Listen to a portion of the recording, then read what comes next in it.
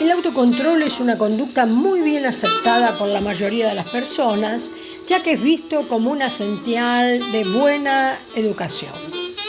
Personalmente y por experiencias vividas, aprendí a diferenciar el autocontrol en personas que tuvieron una educación rígida y autoritaria de las personas que eligieron el autocontrol como una conducta saludablemente aprendida. En general se produce una discriminación fuerte entre las personas que se autocontrolan de las que no o no tanto.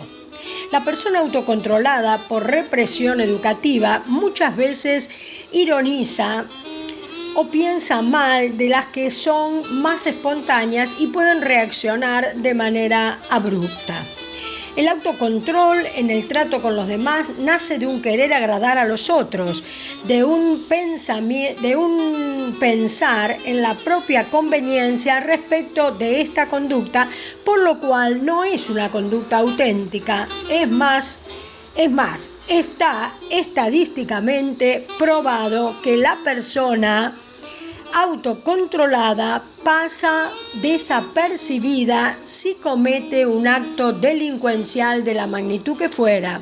Se tiende a no pensar mal del autocontrolado. Esto último se ve mucho en el tema de la violencia de género y los ejecutivos, políticos, etc. Suele costar juzgar mal a alguien que generalmente es muy medido con los demás. En el ámbito de las relaciones afectivas, el autocontrolado suele dejar al descubierto, al espontáneo, pues en muchas ocasiones lo provoca, entre comillas, educadamente, hasta que el otro reacciona de manera abrupta, resultando el culpable de la reacción tan desacertada. En todos los casos podemos decir que el autocontrol proviene de una educación del deber ser, es decir, cómo hay que comportarse para convivir en armonía con los demás. Tiene que ver con la moral, el juzgar qué es lo que está bien y qué mal, sin entrar en la intención o la motivación de la conducta. Acá viene lo que decía al principio de la diferencia de una conducta socialmente aceptada, proveniente de una educación severa y no tierna. La persona aprende a controlarse reprimiendo, que fue lo aprendido, sin preguntarse nada más, por lo cual se convierte en una bomba de tiempo o termina ejerciendo la doble moral. Acepta en la superficie algo y luego hace absolutamente lo contrario en otro contexto. El ejemplo es, por ejemplo, el esposo apocado, sumiso, que siempre acepta de buen grado el opinar de su esposa o de su jefe. Y un buen día se marcha sin más porque mantenía una vida paralela. Este autocontrol fue fruto de la represión y el no poder manifestar su insatisfacción. Entonces produce otra vida paralela que nadie puede entender. El autocontrol saludable, entre comillas, proveniente de una educación tierna, donde se ponen los límites dando explicaciones, es el resultado de una evaluación de la persona respecto de su conveniencia, quitando de su accionar lo que estorba en relación con los demás de acuerdo a su propia perspectiva.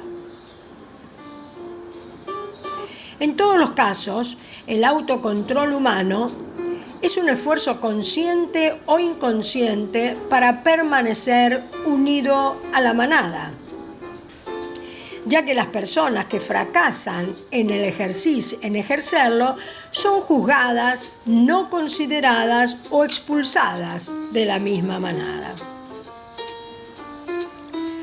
Veamos ahora cómo es este tema espiritualmente, es decir, a la luz del Espíritu Santo. Aunque parezcan lo mismo, el autocontrol y el dominio propio, como lo denomina la Biblia, no son iguales, y la diferencia fundamental estriba en que el dominio propio es un fruto del Espíritu Santo, lo que significa que es uno de los regalos otorgados por el Espíritu cuando la persona se vuelve a Él, es decir, cuando entiende que sola no puede nada y si puede es por fuerza de voluntad, la que por costar tanto produce orgullo y vanidad. Y esto es del ego, y el fortalecimiento del ego empobrece el ser. Gálatas 5, 22, 23 dice: en cambio, el fruto del Espíritu es amor, alegría, paz, paciencia, amabilidad, bondad, fidelidad, humildad y dominio propio. No hay ley que condene estas cosas, verdaderamente. Y qué cosas tan anheladas por la mayoría. Estas que parecen muchas son un solo fruto del Espíritu que se va recibiendo progresivamente de acuerdo a la transformación que el Espíritu va realizando en la persona. Segunda de Timoteo 1:7 dice: pues Dios no nos ha dado un espíritu de timidez, sino de poder, de amor y de dominio propio. Esto es tremendo, ¿no te parece? Y esto sucede cuando reconocemos nuestra verdadera condición. Y es que no somos buenos, ni justos, ni santos, sino todo lo contrario. Nuestra persona natural no califica para Dios. Si así lo hiciera, no hubiera venido Jesús a morir para que podamos salir de la condición de seres humanos caídos y así por medio de la fe en su obra salvadora nacer a nueva vida. El autocontrol sale del corazón humano. Jeremías 17:9 dice: nada hay tan engañoso y perverso como el corazón humano. ¿Quién es capaz de comprenderlo? Y contesta mismo el Señor: yo, el Señor, que investigo el corazón y conozco a fondo los sentimientos, y que doy a cada cual lo que se merece de acuerdo con sus acciones. El dominio propio sale del corazón de Dios en nosotros. Mateo 7, 17, 18 dice: así todo árbol bueno, es decir, el corazón de Dios en mí, da fruto bueno, el de Gálatas 5. Pero el árbol malo, es decir, el corazón humano, da fruto malo. El árbol bueno no puede dar fruto malo, ni el árbol malo dar fruto bueno. El autocontrol, si dice creer en Dios, lo ve como un medio para lograr sus propios fines egoístas, aunque a la persona no le parezca así. Juan 6:26 dice: Jesús les dijo: les aseguro que ustedes me buscan porque comieron hasta llenarse y no porque hayan entendido las señales milagrosas. Qué triste, ¿verdad? El dominio propio se da cuenta que eso que va obteniendo no es por su voluntad, sino por la obra de Dios en él, por lo cual no ve nada mayor que Dios en su vida. Juan 6:68 dice: Pedro le respondió: Señor, ¿a quién iremos? Y Mateo 13, 45, 46 dice: sucede también con el reino de los cielos como con un comerciante que andaba buscando perlas finas. Cuando encontró una de mucho valor, fue y vendió todo lo que tenía y compró esa perla. Es decir, renunció a todo. Como en casi toda la obra humana, como en casi toda la obra humana, la motivación del autocontrol es el orgullo. La persona quiere ser aceptada y hace todo lo que crea necesario para ello. Es absolutamente egocéntrico el planteo. Él está en el centro de su vida.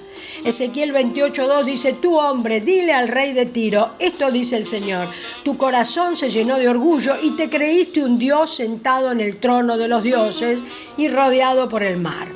Pero tú no eres un Dios, sino un hombre que cree tener la inteligencia de un Dios.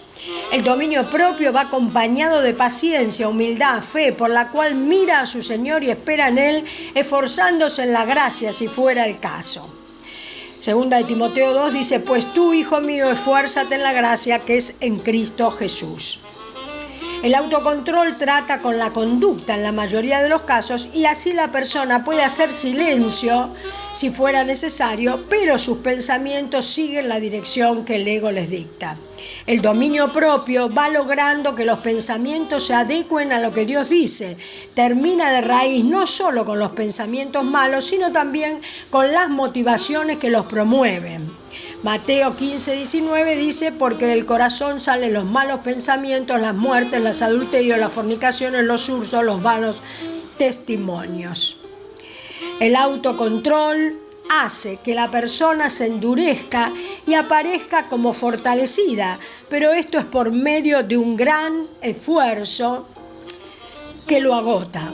El autodominio, en cambio, debilita a la persona a fin de mostrarle su dependencia de Dios, lo que le dará sumo gozo, paz y plenitud, pues no tiene que forzarse.